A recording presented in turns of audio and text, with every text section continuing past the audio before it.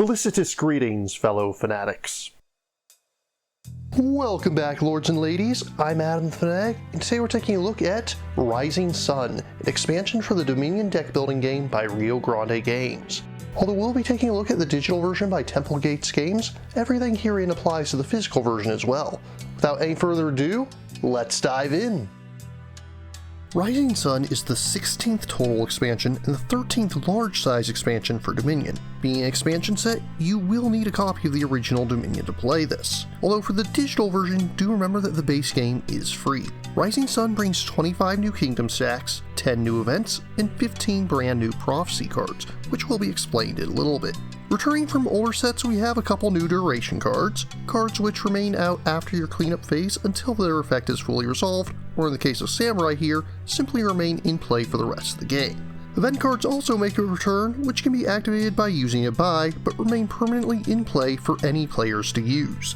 You also have the return of debt, which was first introduced in the Empires expansion. Like Empires, some cards will simply have a debt cost in the bottom left corner. You may purchase this card with a buy even if you cannot pay the cost, but if you do so, you'll take a number of debt tokens equal to the cost. So long as you have any debt tokens, you must immediately spend any coins you gain toward your debt until it is paid off. However, some action cards will now cause you to take debt every time they're played. These can be played even if you already have debt and will continue to accrue such, preventing you from buying cards, but often giving you powerful effects. And of special note is the change card, which acts differently depending on whether or not you currently have any debt, making it great for players that love the Empire set in particular.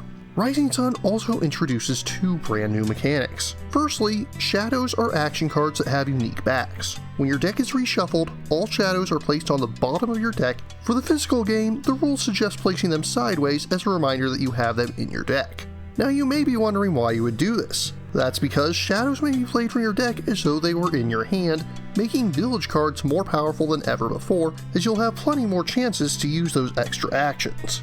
The other major mechanic involves two card types that are tied to one another, Omens and Prophecies. If playing with any Omen action cards, then one Prophecy, and only one, will be chosen as part of setup.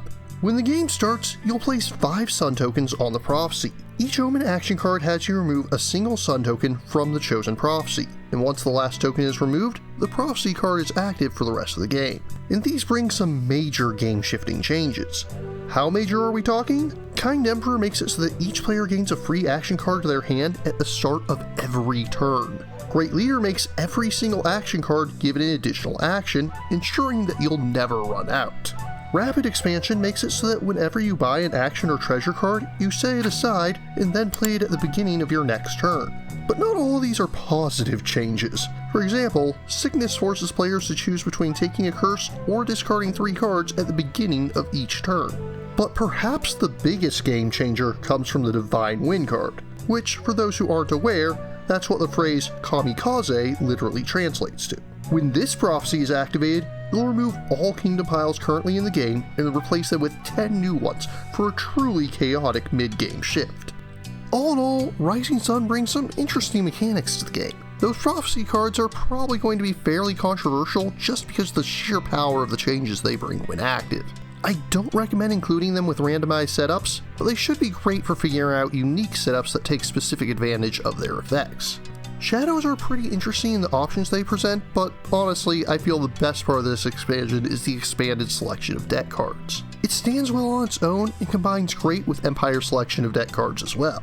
I don't want to do another full ranking video until there's some more new expansions, but where would I put this one? I'd say it's in the second tier, along with Prosperity, Guilds, and Cornucopia. Not quite top tier, but a strong expansion all the same.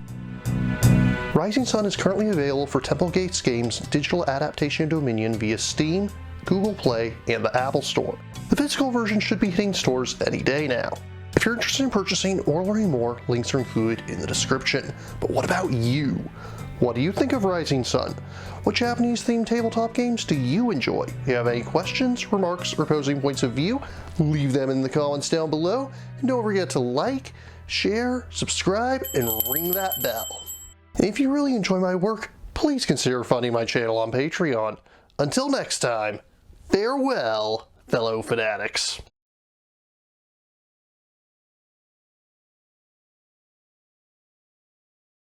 Thank you again for watching. I have plenty more to share with you if you're interested. You can click up here above my head to subscribe to my channel. You can click over here on my monitor to see the most recent video that I've worked on. Or if you prefer, you can click up here to open this mysterious vault and see what video that the YouTube algorithm has picked just for you.